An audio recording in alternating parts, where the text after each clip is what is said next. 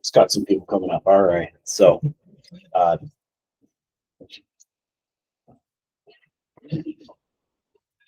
looks like last call came through. And we're getting the stragglers. Yeah. Oh, thanks. Wow. We're almost out of seats. We got a lot of people there. A couple more coming up too. No worries. Cool. Well, I'm really excited to be here and meet everybody. Very excited to be do this talk. I've been coming a little more often on lately. VC 608. I used to come to all of them. I can't remember if I came to the first one, but it's already getting hazy. But just cool.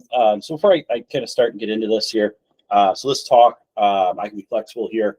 I'm going to go kind of more of a lightning format here. There's not a whole lot of slides here, but I do talk through a lot of slides that are out here. On this projector, some of these slides are definitely going to be a little bit blurry. That's okay. I'll talk through it, point stuff out as we go through it. There is a lot of information. Some of them are packed with a lot of resources for people that are kind of new to the field. So first, to start out, just a quick survey. How many people are saved in their first 4 years of their cybersecurity career? Got a couple. All right. So you guys get a lot out of this. And by the way, feel free to ask questions or, ask to clarify what we mean here, or if something's blurry, you can't read it, or it makes sense. I'm going to try to not to use too much terminology jumping into it. And then there are plenty of people here, I think, who are probably even more experienced than I am. They can probably jump in as well. So feel free here to ask a question or get into Q&A. You don't have to wait till the end of the talk. Jumping into here. I live here in Madison. I live on West Side over in Middleton. I am a security solution architect for Business Solutions. Started there really recently, back in January, but I've been working with them on and off for the past 7 years, so no strangers to them. And I've worked with several other specialists in information technology, infrastructure, and security solutions throughout the years as well. So I'll get into some of my background as I go and get into this. I have there's plenty of people who have more certs than I do. I got a healthy amount of them. You just tend to pick them up as you're in the industry. I have to do a disclaimer. I wasn't mandated to do this. By the way, my AE hasn't reviewed any of this, hasn't approved it. I have had employers in the past who restricted it. But everything in here, is basically my opinion.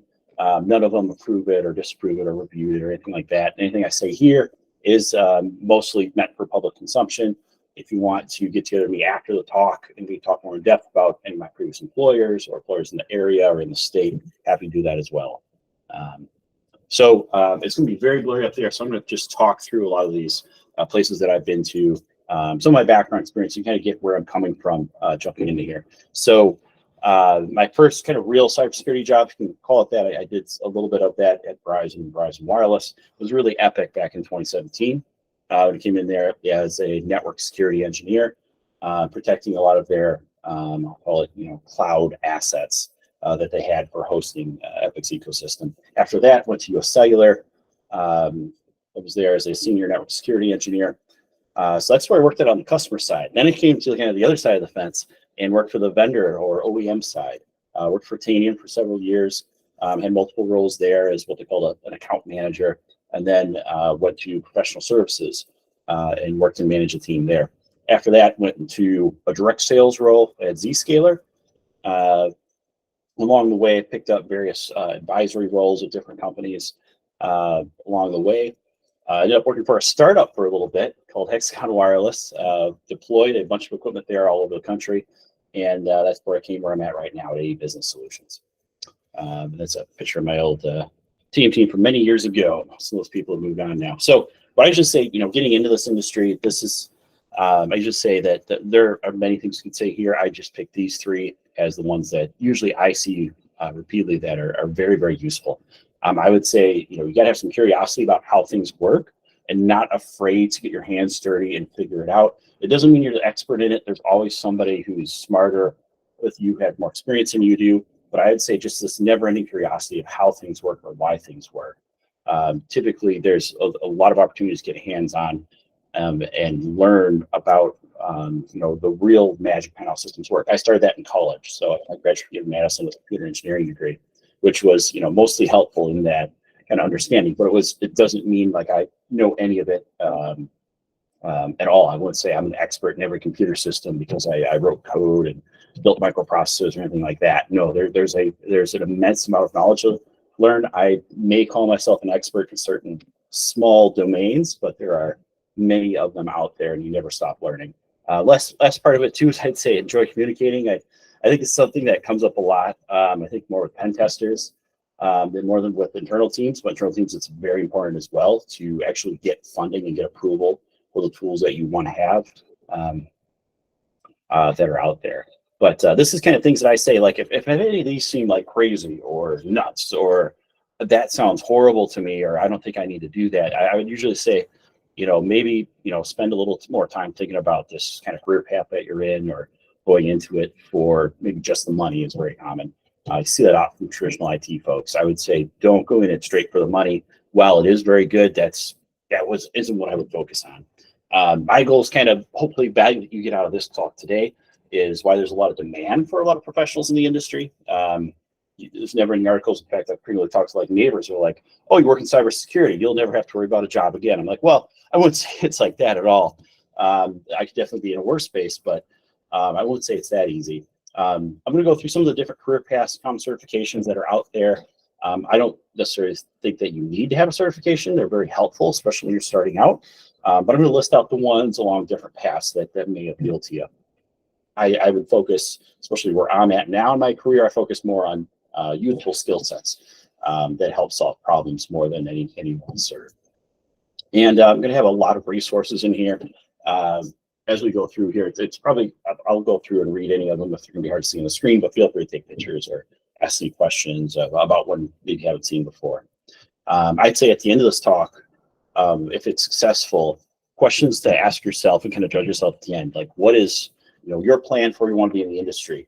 Most people start out and they say, wow, I want to work aggressively on the red team side, or I want to be on the blue team side and maybe work myself to a senior leadership position, maybe a management position or a C-level position. It's very common. A lot of people are just happy being engineers and being specialists in their roles in technology. We've also seen a lot of people who say, I want to learn more about the industry and maybe I want to go into business for myself and start up my own company. Is another common role, especially here in Madison. What skills certifications are common for what you're looking for, and what resources are there out there? I've frequently talked to students and they're like, my budget is my time. I don't really have much of a budget, and that's okay too. You don't need much of a budget. You got a laptop, you can do a lot just with that to learn and get started. Having a home lab is definitely a big kudos, I think, for hiring managers who's in a hiring role. Having that passion for the industry of saying, okay, maybe you only have a Windows laptop or you run some distribution of Linux. That's okay. You can run other virtual systems. There's plenty of free distributions out there of common tool sets you can use. You can set up a NUC pretty affordably too. Use old gear and set up a lab on a pretty lean budget. So why is it a hot career field? In my opinion, a lot of it has just been there's been a lot of news and a lot of hacks. This looked differently just a couple of years ago. It was kind of a bunch of small ones and a lot of big ones. Now there's so many big data breaches. It's just constant. And especially, most people have gotten to the point where they're picking up almost like a belt of identity protection over the years. So this, in my opinion, this is what's really driving everything that's coming out. Why is it always in the news? Why is there always another breach? This is what's really driving it. In my, kind of, I guess let's do a less positive role. Cybersecurity as a function that companies have had to do hasn't really been a strong point for a long time. It's been mostly compliance focused, and this is something that I would argue is a bigger problem than any one company. But there's a big focus on being compliant versus being secure, and in my opinion, those are two very different things. And most large companies, as a judge of if they're secure or not, will say, "Oh, have we implemented this framework? Do we have these controls in place?" Versus what I would argue is a far more effective way of judging how secure a company is. How did the pen test go? Did we go ahead and go through their findings? Did we go ahead and fix the issues that they've identified? Do we have a plan to address that in the near future, so that if we are breached by a threat actor who are always probing our defenses, and we assume that they are, that they might already actually have breached our defenses, that there's a way to address that. And I just think that it's tough to find an organization with that type of outlook today. So I grabbed this from cybersync.org. If you've seen this before, it hasn't changed too much. I just updated this from how it was a couple years ago. It is a bit similar to a population map here. As you notice, there's like a very few openings, and then bam, you're up to like it's hard to read here, up 2,000 to 70,000 openings. Huge amount here. There's obviously hot spots here. I think this has really opened up here because we see like the Dane County area as well as Milwaukee, but we're also seeing the Northeast pop up a little bit, as well as the Northwest. Of course, a huge cluster here in Minneapolis. So this is, we're expected. Major cities are going to have the most openings. Basically, where do we have most companies located, or Fortune 500 companies are if they're hiring. But I would say this is definitely lit up a little bit, especially in northern Wisconsin, more than it has in the past couple of years. Even here in, fairly the rural Midwest. This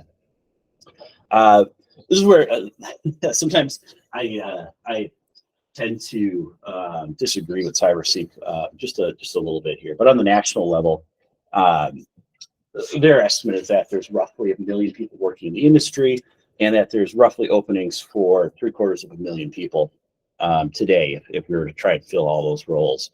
Top titles, your entry level title usually coming out of college is going to be an analyst role in most companies. Tends to be a SOC analyst. Is what I see for blue team type roles, or maybe if you're lucky, a junior pen tester role. Those tend to be quite difficult today, in my opinion. There's just a lot of competition for those roles. And one thing that it doesn't break down, the majority of career fields I see out there today are for enterprise defensive roles, to be a cybersecurity engineer or cybersecurity manager. They do a rough breakdown here. I don't quite agree with their certification titles that they have out here. I know it's hard to read here, but a lot of it is, the top one that you see is always our favorite in the industry, which is CISSP, which I don't really agree with as a title. Underneath it, we've got Security Plus. Again, that's a very easy certification to get. I would argue more commonly you're going to see SANS certifications, or industry neutral certifications that are out there. I can skip over the kind of by framework category. To me, that's a hard thing to say. So, what are the paths that are out there? They've broken this down in kind of their way of doing it. I don't. This is where, again, I disagree a little bit, but it's one way to look at it. So their idea is that you're going to start out as an analyst role. It's the most common that I see. Then you typically move up to engineer. I see usually that is the most common jump you do. And you might move up from analyst to engineer to a senior engineer, and then there you may work into management. Now they have kind of this mid-level step of analyst, or I would call it more of a senior analyst, but a rough progression. And I would argue this is something that I definitely had early in my career of how did I want to kind of map up, get to first goal coming in was to become an engineer, cybersecurity engineer for an enterprise company. And then after that, it was like, well, where could I specialize after that? Where could I go higher? Should I go into a cybersecurity management role, or do I want to go really deep? Maybe I just want to really work on just maybe some of the defensive roles that are in there. Maybe I just want to be like a reversing malware expert for a company. Maybe I want to work on just like threat feeds, or maybe harder one now would be working on different SOC automation frameworks that are out there, and say I want to make sure that I'm offloading as much work as possible that's coming into the team. Feeder roles that come in, I'd argue today that a lot of roles that I see today are usually students graduating straight out of a cybersecurity program. The best ones out there are usually going to be your NSA, called CAE. So that's just accredited NSA schools with certain curriculum. Most schools have that, like Whitewater has that. Madison does not have that yet. I believe Madison Tech does. Waukesha Tech does. Marquette over in Milwaukee does. So there's quite a few out there. I usually put that as kind of like a minimum bar. Do they actually have a program, and is it decent? The old way, I guess you'd say, of doing it was usually an IT support. I get into it from one of the old ways, I guess you'd say, was networking. So I did networking at Verizon Wireless for about just under 7.5 years. So that's kind of that's where I learned that. that part of the IT field of how those worked. And of course, then being strong in networking, I was weak on the endpoint side. Then that's where I went later on in my career and got better at that side. But you never stop learning regardless. The industry's forging ahead. And you're always trying to sharpen your skill sets and keep up with what's going on. All right. So one, most popular one that I see out there is going to be your cybersecurity engineer. As far as salary, that's I would say it's both a little low and a little high. It depends if you're talking more junior or senior person. For Madison, I'd probably argue that's somewhere around the averages from my experience coming in. And again, this is going to be fairly blurry on the screen, but sorry. Yeah, I'll read definitely. That's what I'm grabbing here right now. So a lot of skills they list. So I'll start with skill sets because I think those are honestly long term what's most important. You're going to have container security comes up, cloud security. Completely agree there. Comprehensive software security. So I kind of put that in a DevSec a little bit, or secure kind of SDLC or somewhere around software security. And the last one is privilege account IAM. I would agree with all those as great skill sets to have, future skill sets coming up, and all very hot areas in discussions I literally just had today with companies of what they're trying to solve. So for certifications, I don't really, again, they're big on the CISSP. I don't really, you see it the most commonly in job certifications. You can get it, but I'd argue it's more of a security management cert that's out there, but it is very common. Going down, go then see SANS. SANS is, in my opinion, so I was in the SANS mastery program. I dropped out of it.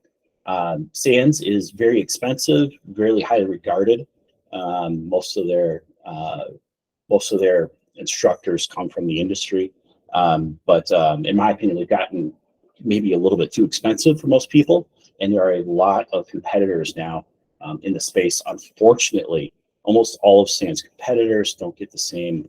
When you put them on your resume, they probably not have no idea what you're talking about. They never heard of them. It means nothing to the hiring manager unless they're familiar with the industry and are keeping up with it. But HR will have no idea what you're talking about. Like, I never heard of this organization or the cert, and that may hurt you earlier in your career. Later on, I would argue it doesn't matter. It's more of the skill sets, what you're learning from them. And where I'm at now, I would just take purely black hat training, just on specific skill sets I want to sharpen on. Farther down here, they've got they've got CISM, Certified Information Security Manager. I call that, obviously a management cert, Security Plus, and then Information Systems Auditor, which, to be honest, is a cert I've almost never seen in practice. Maybe taught in other parts of the country, but I haven't seen it here in Madison almost ever. So it's pretty rare. For skill sets, so these are pretty generic. Information security, network security, Linux skills, I'd argue need Mac skills as well. Information systems, Python, cryptography, which is one of them, pretty wide ranging there as well. Project management, which I would say is actually very important in most jobs you have today. So typically, in my experience working with enterprises, you're going to have multi-year projects to implement something or modernize something, or let's say you're switching from maybe one SIM to another SIM. Maybe you're going from QRadar to Splunk, or going from Logarithm over to Cortex or something like that. And those are typically going to be multi-year efforts. Another part is automating your SOC. That also is typically a multi-year effort. And being able to organize that. It may get assigned to a project manager if your company has those resources, but most commonly it will come out of the engineer to implement it. And then at the very bottom, they got Cisco, which I think is kind of funny. It's more of an engineering cert.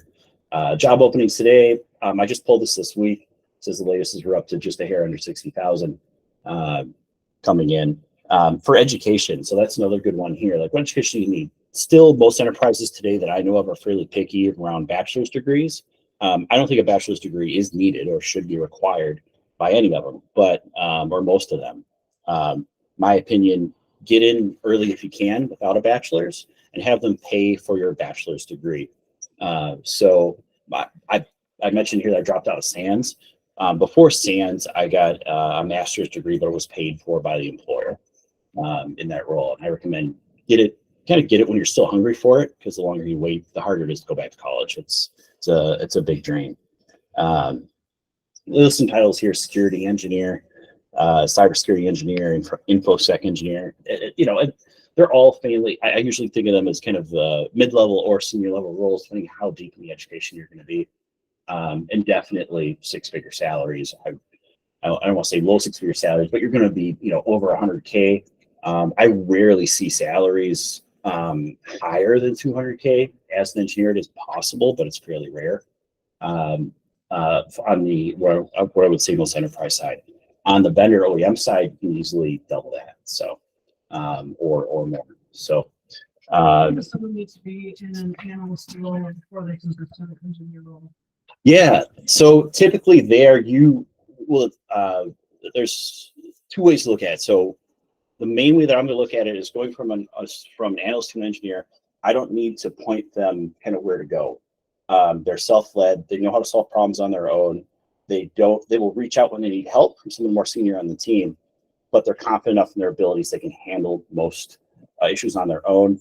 Most companies I see here in Madison, they jump from analyst to engineer when they assign them ownership of a specific tool set. So maybe it's a DLP tool set. Maybe it's going to be some part of owning the SIM or owning IAM. It is very commonly when they jump from analyst to engineer. It also happens naturally when somebody on the team leaves. So there tends to be a lot of turnover in most cybersecurity teams.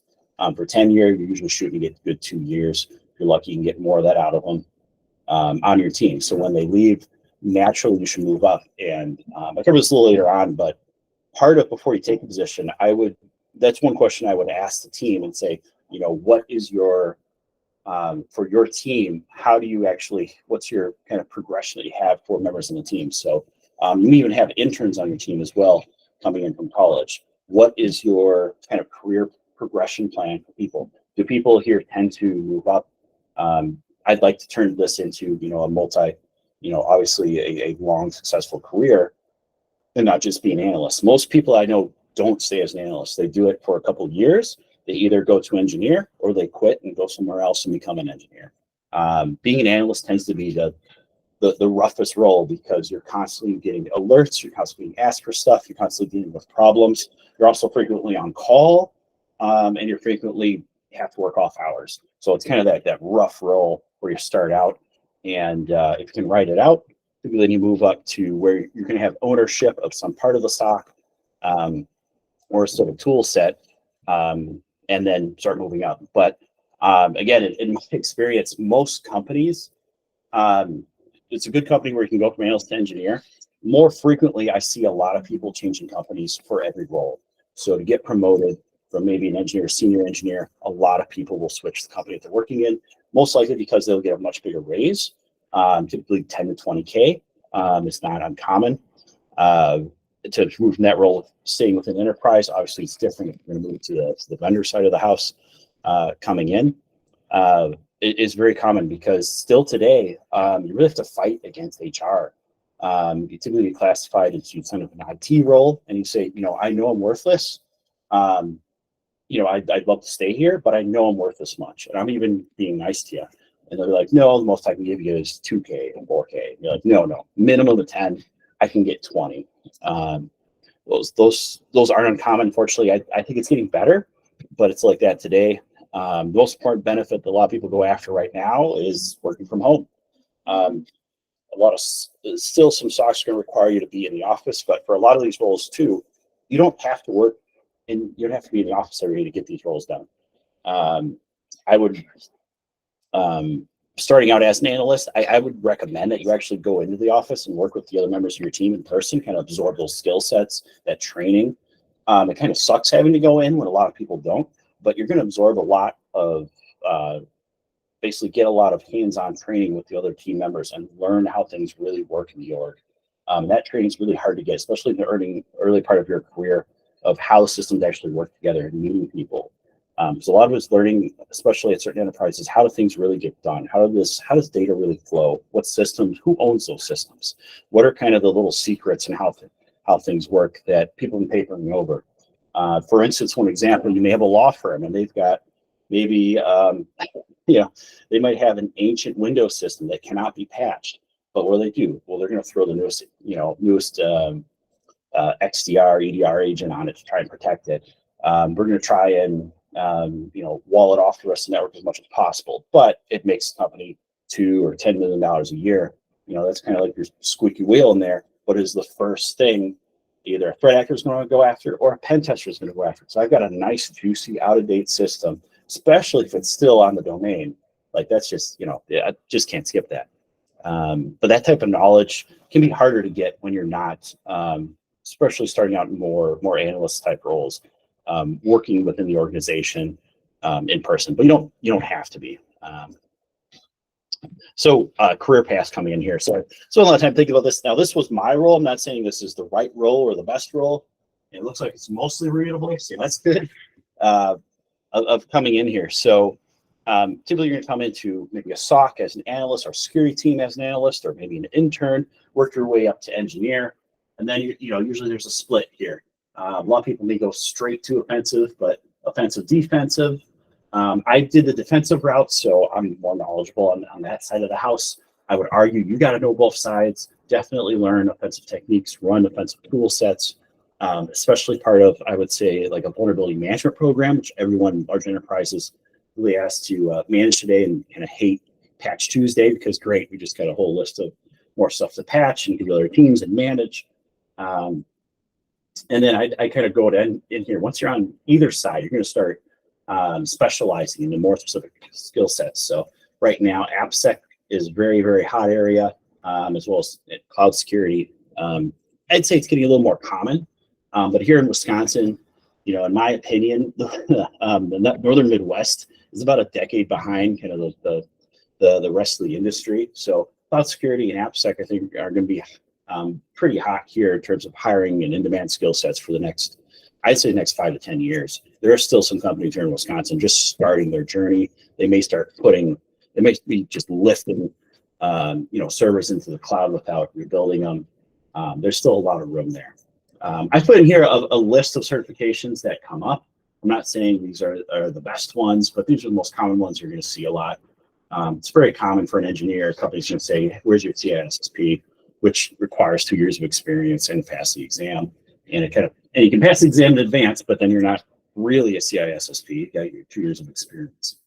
But I'd argue it doesn't matter. You can pass it, you got it. OSCP, is still there's probably more people who work offensively who, may recommend some other stuff I don't have up here, but I still see that as a very common one. There was a lot of drama because there was a lot of OSCP cheating going on. Most of that has been fixed, at least from the latest that I've heard. And then there's a lot of blue team certs. I had to cut this list down. Getting into cloud security, you can focus on more neutral certs, like maybe CCSP is a little more neutral. CCSK. These are fairly SANS heavy because I've obviously more of a SANS background. I don't, in my opinion, it doesn't matter whether, where it comes from. I would argue that probably black hat training is probably the most affordable, most focused for certain skill sets, but more general skill sets, you have things like the GSEC, which is like your entry level SANS cert, which today I think is somewhere getting close to 10 grand, I think, for 1 week of training and you get it. So it's quite expensive. So this is my overview of kind of the spaces I see it today. I would say this is the only way to do it or the best way to do it, but it's how I've kind of mapped it out for myself. All right. So what have I been doing here? So so my path, like I mentioned, is principal network engineer at Verizon Wireless. One thing that I noticed here when I was working there is just like there was no way to really be active in the community, like as a network engineer. Like there's a big conference in Chicago in the industry. Besides that, I mean, you're just a cog in the wheel. You're just another network engineer. What's so special about that? And I want to do something that was a little different. And it's almost it's only so hard to get excited by new protocols like VXLAN and other things in the networking world and mess around with BGP all day. But I just said, starting this year, 2017, I'm going to get involved in the industry. I'm going to start going to meetups and meeting with people and trying to give something back. There are people who are way smarter than I am. doing, especially I would argue in offensive roles and defensive roles. But I'm going to get active in the local community and try to share at least what I've learned so far. So got MadSec, MilSec doesn't really exist anymore. There's some talks of us rebooting it. We'll see what they think. BurbSec in Chicago, huge organization. If you can, I recommend going to at least one of their meetups. They do 5 in the city. Johnny Xmas is kind of the most famous person for running those, but it is a bit of a drive. But I go to at least one, go down, you meet a ton of people at Motorola, at Discover, a lot of well-known companies who are active in BurbSec. Obviously, we've got CypherCon, Cybersecurity Forward, which has now been been renamed from its old name. Wisconsin IT Symposium, which is more general. That's more of a leadership focus. Forward Fest, which has a startup focus. Deep 608. That happens to be, there's a couple of these that are private. That one is run by AE, but there's similar ones run by other companies who offer specialized IT services and security services in the state. CTFs and home lab. These, I would argue, these are actually essential for starting out here. There's probably some that I missed, but I really enjoyed micro corruption, Vuln Hub. In fact, I know of several companies that charge for walking people basically through Vuln Hub, which is kind of crazy. Hack the Box is more well known, more of an offensive focus there. Attack Defense for kind of walking you through various techniques as well. These tend to be more red team focused, but still a lot of fun, especially micro corruption, I think is more general. Podcasts. There are so many security podcasts. So I did the SANS Internet Storm Center, even though it's tend to be like the directly behind what's out there, but it's short and quick and to the point. What's the big thing going on that we want to talk about today? And to be about 5-minute synopsis, but I really enjoy. Security Weekly, if you work especially in an enterprise role, they tend to give you more opinion pieces of what they feel what's really going on, what vendors are doing, and where the industry is headed. I enjoy them quite a bit. Going down here, it gets a little out there. Pulse Security Weekly. There's typically a lot of vendors in there. It can be harder to get real meat, but again, another useful one that's out there. And everything in between here. I didn't put down, I think here the some of the diaries, but these are ones where I'm just trying to get like more news, like where's the industry going, who is doing what, who is moving where, what are like I used to listen there, like what are tool sets I keep hearing, what are trends that I'm hearing about, what are common questions keep coming up over and over again, and that can help you a lot in understanding, okay, which cybersecurity vendors are kind of up and coming. Maybe I should take a better look at, because it sounds like a lot of people are using them and I'm not.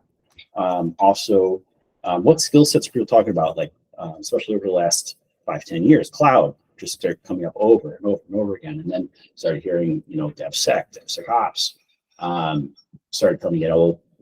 I've used some different terminology coming into it, and there are many other podcasts too. There's ones that I used to follow. I would argue today I don't follow nearly as many of these.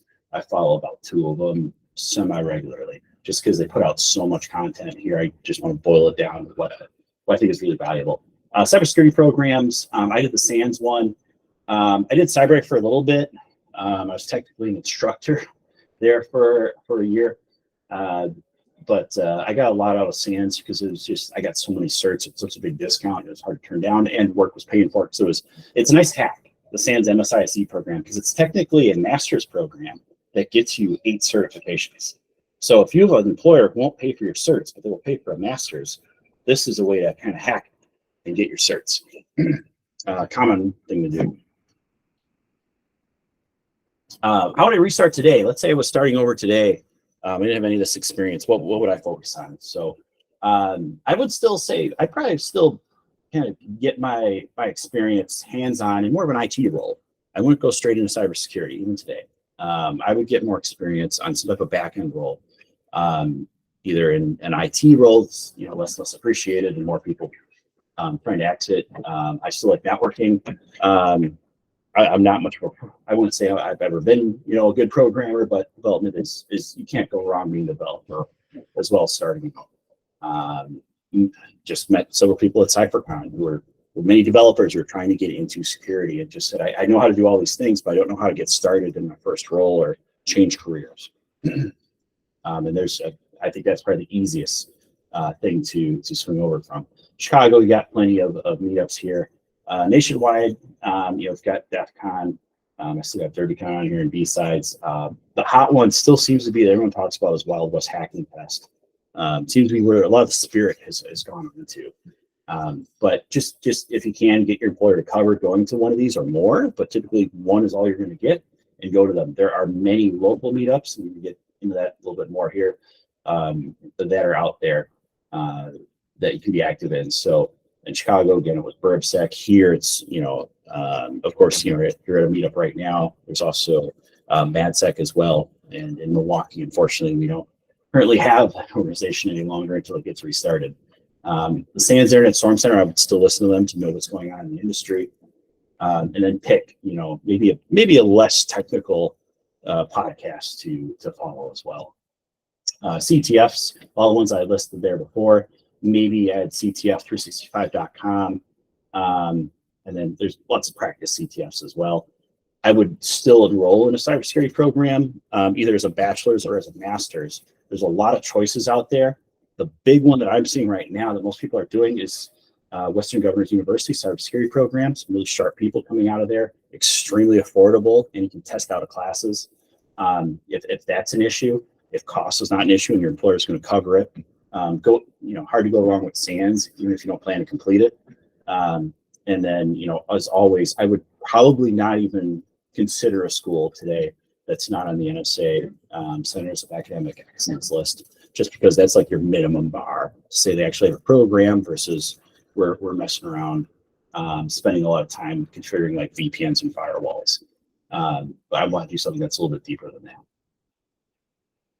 So these are, I won't say these are all the questions I've asked the employer, but these are some of them that I definitely ask or have talked to peers. Maybe I find people who work there on LinkedIn, or I find them on Slack or Discord and just ask them, can you give me an idea of this? Maybe I ask this kind of before the interview with people I know who've been there or work there now.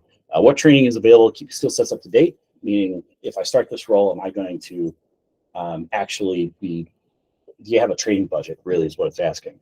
Do you cover attendance or conference, day-to-day responsibilities? So kind of get a role, like maybe it's listed as an engineer role, but it sounds like a lot of responsibilities, more of an analyst role.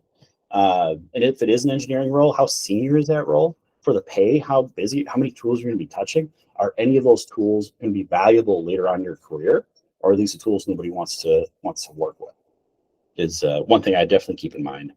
How I become available, it's typically turnover, but listens here if it's something else. A good one to hear is, we're expanding the team. We got new budget. Or another common one, there was recently an incident and we realized we really needed someone to cover this role.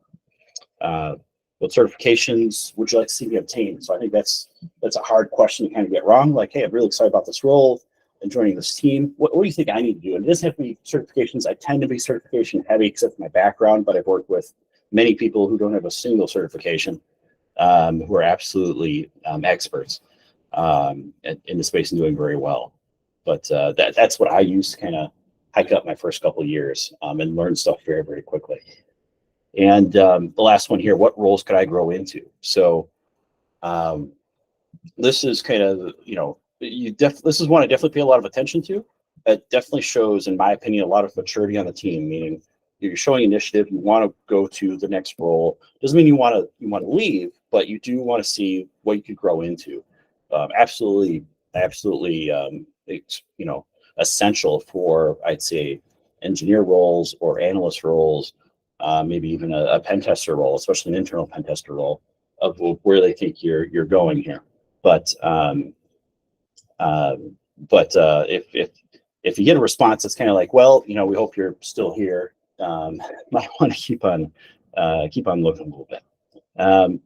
What do I see? It's in demand. So developers are doing very well right now. Anything around application secure development, knowing a lot of common attack paths that are coming in besides just put up a WAF is very useful today.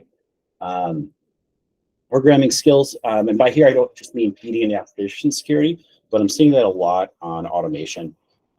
Even though there are a lot more tools today that'll automate, SOC operation, still, I think those are really starting to become required skill sets for everyone in the team to have some familiarity with them. People that I've known on the teams that I've worked with who have some of those skills, definitely rocket ahead, whether they're just, even if they're just good at Python. Cloud security in general, as far as the different platforms, in my opinion, I'm more partial to Google Cloud, even though there's not as much Google Cloud in Wisconsin. Azure is always very popular, and AWS can't go wrong. Everyone's AWS skills seem to be always in high demand. The last one I'm seeing, everyone wants to be a pen tester. I don't think that's a bad thing. I just warn people, like, it can be a very starting out versus a blue team. It can be much more competitive to get into. You're going to be asked. You're probably going to have a tougher interview process, and getting that first role. I think any of these first roles is very, very difficult in the industry, and that has not changed. And it's typically very difficult to get that internship, to get that foot in the door in any enterprise. That's the toughest role still today. So go to meetups, network, do home labs, do everything you can to make you the most appealing candidate for that first role, and then just keep going on. Usually within 5 to 7 years, you're going to be at a very comfortable place where you can change roles to another company. You can switch, go into more deeper roles, focus roles. You definitely have a lot of leeway there. It's a lot easier later on than definitely starting on. And and that's everything here of background of going into it. So I'm happy to answer any questions. I think we've got some people on there. I think we're monitoring if there's any chat too, if there's any questions on the webinar. Happy to answer those as well. But yeah, go in the back. Yeah. So keep hearing about sort of the skill gap and how much need there is in the industry for cybersecurity professional. Yep. And then kind of at the end, you sort of touched on it about how difficult it is to really break into that first role where you can get that first internship. Yeah. I recently just went through that. I'm happy to say, been attending this group for about a year. I'm in my second week in my first security analyst role, and thanks to people in this group. But honestly, without this group, I would not have this role. And I know networking is a big part of it, but I feel like there's this huge wall. And it feels very real. You're putting out 20, 30 applications a day. The landscape's very different, right? On LinkedIn, you can apply within a click, right? And so you look at these roles, these security analysts, these entry-level roles, and they're 200 to 300 applicants within a few minutes, really. And that to me, from somebody who's maybe on the other side of the hiring sort of situation of that, what do you, that seems a little, there's disparity there. There's a huge disparity. It doesn't help that it's very hard because the reason that I see for it, again, other people are happy to jump in, is so that for your first role, coming out of especially a college program, you have zero hands-on experience with the common tools used in the industry. You're not going to get any hands-on experience using Splunk or even anything in the Apollo ecosystem, any of the EDRs, just any of them. Like, you just come out of school with just none of this hands-on kind of enterprise experience. And on the other side, a lot of enterprises do not have the patience or the budget to take a lot of new people on and train them up. And some of those people aren't going to make it. They're going to shake out, and it's not going to work out. I haven't seen in my career, luckily, I have seen almost nobody shake out just because it's so hard for them to get that first role. You're like going to get like the top of the class. If you had you can pick who you want pretty much from a pile of applicants. They're all going to be highly motivated. The ones who are usually making it to the very top are doing a mix of networking, home lab activities, going to conferences. Maybe they're able to front some costs themselves for attending those or going to those. And by the way, if anyone wants to go to CypherCon next year, let me know. I can give you some passes or another conference. I try to give out a lot of conference as many conference passes as I can, especially to students. But that is part of the disparity. And we have not really, in the industry, figured out a way to absolve that. How you get enterprise experience into universities. And I've tried to approach it through volunteering a couple different ways, and so far none of them have worked from a yet, usually due to mismatch what the vendor wants, what the nonprofit may want, and their goals, and then the school's goal. School goal is to get enrollment up, and they already have no problem. But to actually have a better program doesn't really move the needle. Yeah.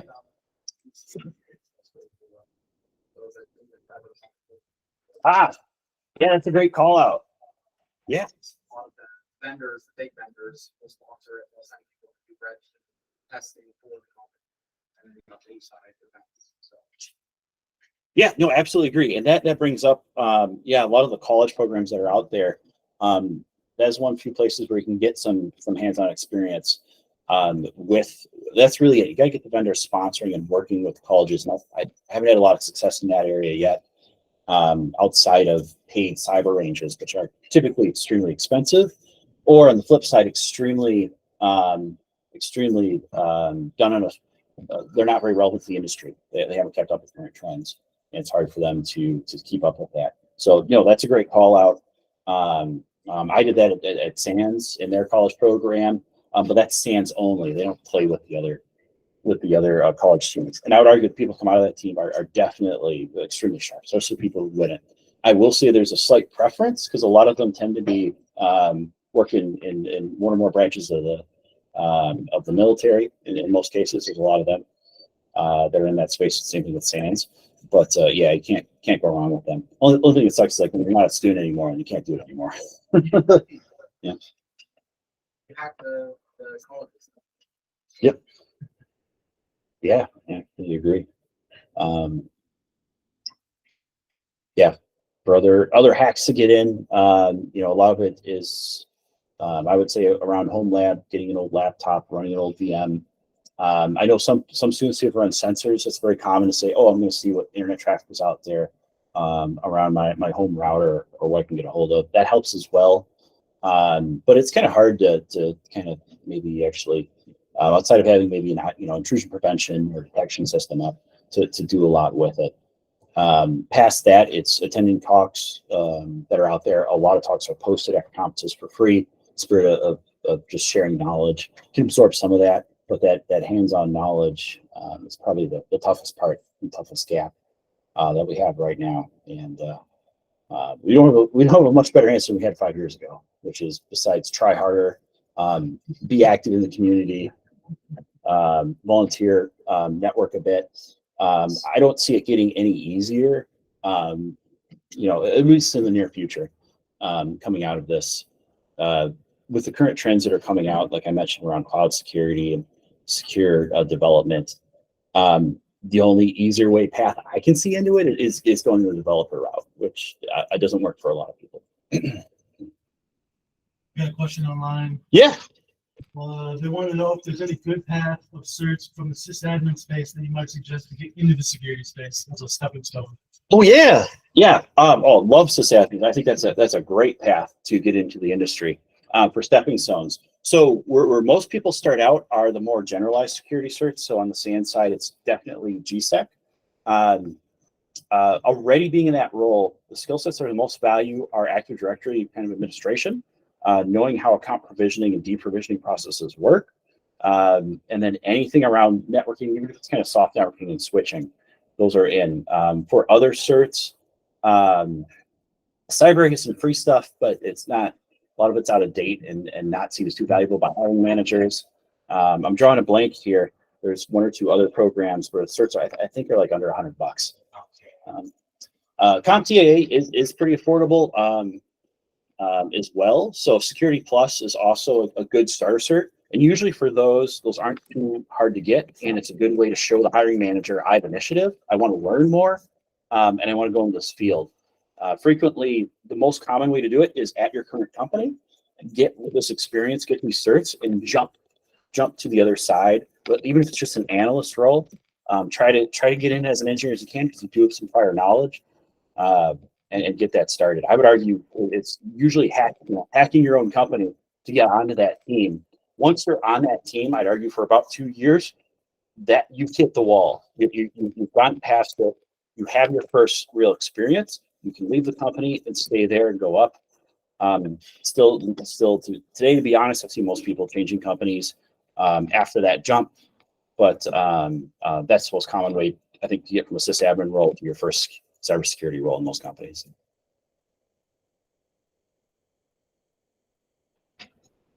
All right. Oh, I think we got one more.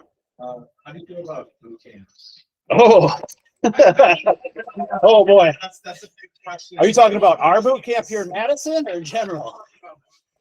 Oh boy. Yeah. So I'm not a big fan of them. The ones I know locally suck. I wouldn't waste your money on them. They're, I think complete ripoffs. I would argue. So the most valuable data from these boot camps is what percentage of your graduates directly go into a cybersecurity career and are hired within, I'd say, 3 months to 6 months of graduation. And you're going to find that those stats are pretty bad. They're usually in the business of getting people into their boot camp and selling boot camps more than they are getting people started in there. Now, are all boot camps that bad? I don't know. I haven't seen them all, but there are quite a few boot camps. Cyberary has a boot camp. SANS has a boot camp. There's varying quality that are out there and varying prices. There's some newer ones coming out that link how much you pay back to the program as part of your salary after the program. Slightly better, I would argue. You have to work in cybersecurity career field, then I think it would be completely fair. But I'm really not a big fan of them. I like that they're a lot quicker than a traditional 4-year or bachelor's degree. Do I see it as something that would be competitive coming straight out of maybe high school? I've never seen someone go straight out of high school, straight through a boot camp and into, at least not locally here in the upper Midwest. It is a lot of knowledge very quickly. My experience, especially with the local boot camp programs, is that the quality just isn't quite there yet. I would say that SANS seems a bit better. But what I find is that boot camps, just by the way they're designed, they're not nearly comprehensive enough. Really it's just too much for anyone, in my opinion, to be really competitive as a graduate without some experience. And that wall of hiring does not get any. I've seen it. You know, you're ahead of people that maybe don't have any prior experience a little bit, but boot camps, again, they run the same problem. Where's your hands-on experience using enterprise tools? And they often don't have it. It's typically it seems more like a stripped down program. But yeah, I'm not a huge fan of them. I don't know if anyone's in one, so if I didn't offend them right now, especially not the local one. I'm a much bigger fan of kind of learning how systems work, and by that, not how VPNs and firewalls work, but how do businesses run in terms of how do business processes run today? It's a little different every company. They use a lot of the same tools. They might combine them in slightly different ways, but you got your tools and your different kind of roles secure your company that are out there. You got to figure out, okay, everyone's got to have some type of SOC program. Everyone's got to have some type of EDR. Everyone's got some cloud. How did they put it together to solve their business challenges? And often you see a lot of the same patterns. And to get that type of overview and understanding, even at a high level, I just haven't seen it in any programs and boot camps yet. I want to. I wish they did do better. I wish a lot of our UW colleges would have better programs. Some of them do have really good programs, but I haven't seen it yet. But I hope they get better.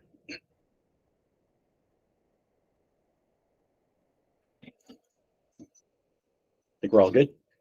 All right.